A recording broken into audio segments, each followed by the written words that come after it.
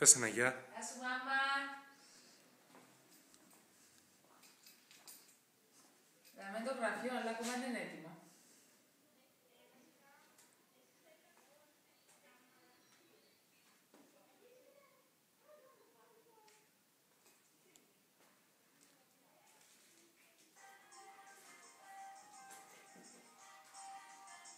Έλα.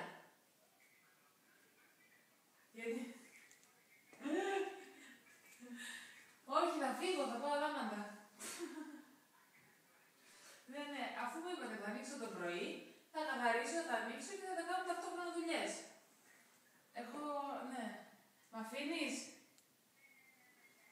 Τι γειτόνισσας εσύ, τι γειτόνισσα.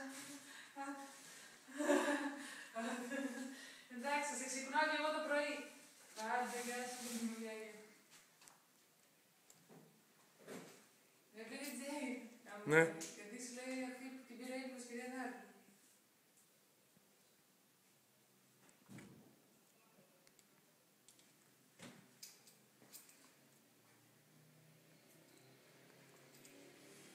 Τόσο λεπτομέρεια. Ναι, ρε, συναντεί όλα τα πράγματα. Από μακριά, ρε. Έτσι, ένα αισθημένο από μακριά. Αυτά είναι τα μαγνητάκια, έτσι.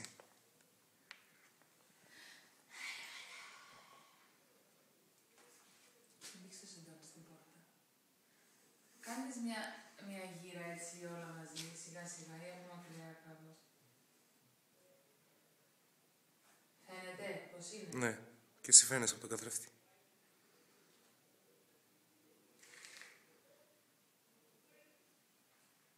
Εντάξει, αυτό πως να είναι μικρό. Δείχνω και τις πέτρες κάτω και τα φώτα που είναι πάνω. Έτσι περίεργα. Ωραία.